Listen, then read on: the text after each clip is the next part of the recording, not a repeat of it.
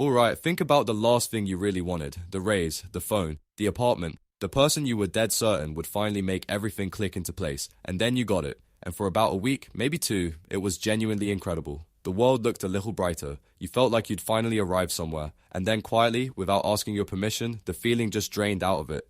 You woke up one ordinary morning already scanning for the next thing, the slightly better version, the upgrade, the one after this one. Be honest, you've been doing this your entire life. You hit the goal, you enjoy it for a second, and then the bar just slides forward again, like it was never really about that thing at all. Here's what nobody tells you. That itch isn't a glitch in you. It isn't you being ungrateful or broken or too online. It's a survival tool, and it's older than money, older than cities, older than farming itself. The exact same software making you restless on your couch right now was keeping a hunter alive out on the savannah 100,000 years ago. Same brain. And by the end of this, you'll see why you were basically built to never feel like it's enough, why that's not the tragedy it sounds like, and how a monk worked the whole thing out about 2,500 years before anyone had a brain scanner. So let's start with the trap itself, because it actually has a name.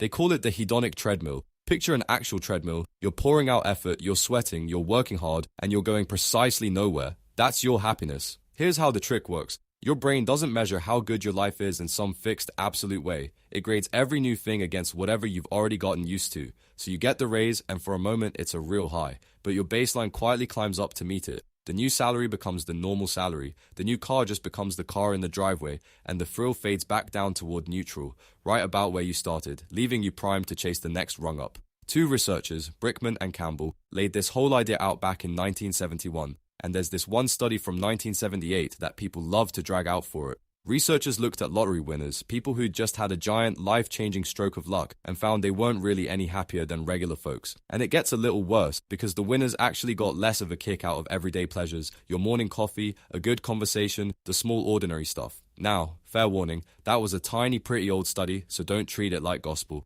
But it's pointing at something that holds up scarily well. We are genuinely terrible at predicting how much anything will actually change the way we feel. So here's the obvious question. If this treadmill basically guarantees we never stay happy, if it's a built-in dissatisfaction machine, why on earth do we have it? Why would something this annoying end up wired into every single human on the planet? Let's run a quick thought experiment to see the logic. And to be clear, this isn't a real person or some documented event. It's just a way to picture how it works. Imagine two hunters back in the deep past. The first one lands the big kill, this huge animal, weeks of food in one go, and he feels permanently, deeply satisfied, content, all the way through, so he stops. Why keep hunting when you already feel this good? He doesn't bother storing anything, doesn't defend his spot in the group, doesn't go looking for a mate, he just basks in it.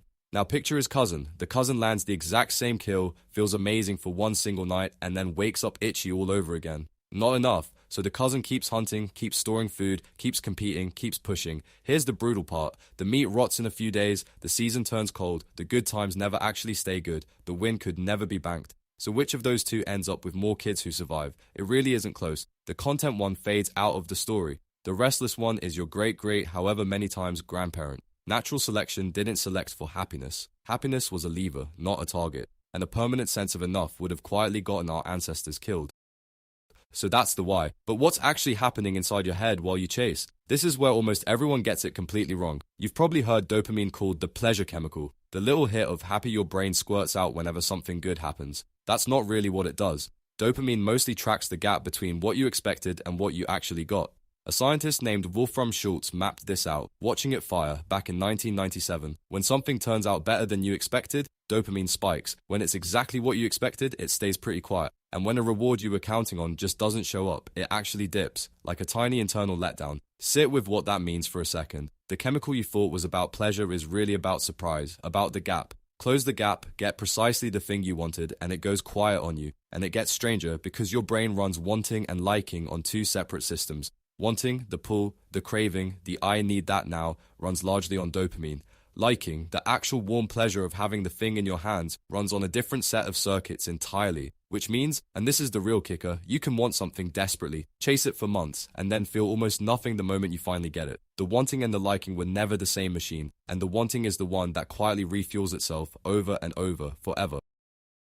Now here's where it gets properly strange. We didn't just stumble onto this with brain scanners and lab coats. Someone called it, almost perfectly, 2,500 years ago, a monk. The Buddha, specifically, whose whole central idea was this thing he called tanha, which translates roughly to thirst, or craving. His diagnosis was that a lot of human suffering comes from a thirst that resets the second you drink. You want, you get it, you're satisfied for one heartbeat, and then you're thirsty all over again. Sound familiar? That's the hedonic treadmill, described 25 centuries before anyone could measure a single neuron. And then there's the hard data to back it up. Economists have a thing called the Easterlin paradox, and this is the part that really seals it shut. At any given moment, richer people do report being a bit happier than poorer people, so money clearly helps. But here's the twist. Over the long run, whole countries got dramatically richer for decades on end, and their average happiness barely moved at all. More money, more stuff, more of everything, and the needle just sat there. Why? Because a huge chunk of how good you feel isn't about what you have, it's about what you have compared to everyone around you, and that bar climbs up right alongside you. So you've got a monk, a psychologist, and an economist, 3 completely different centuries, 3 completely different toolkits, all landing on the exact same answer. That's not a coincidence anymore, that's a pattern. So let's pull this all the way back to you, sitting there, already half thinking about the next thing you want. Here's the reframe that changes it. The treadmill isn't broken, it's working exactly as it was designed to. You're running a satisfaction system built for a world of scarcity, of never quite enough food and never quite enough safety, inside a modern world of basically endless abundance. That mismatch is a leading idea in evolutionary psychology, pushed by researchers like David Buss, and it's a hypothesis, not some proven law, but it fits the picture scarily well. The system that kept your ancestors alive by making them want more is just still running, in a life where you already have plenty. And there's a psychiatrist, Randolph Nesse, who takes this even further. He argues a lot of our bad feelings often aren't bugs at all, they're features. Anxiety is often a smoke detector. Low mood can pull you off a goal that's never actually going to happen, and that restless dissatisfaction is often the very thing that keeps you moving, building, reaching for more. To be clear, he isn't saying real depression or a genuine anxiety disorder is somehow good for you. That's a completely different thing. He's saying the ordinary, everyday discontent has a job to do.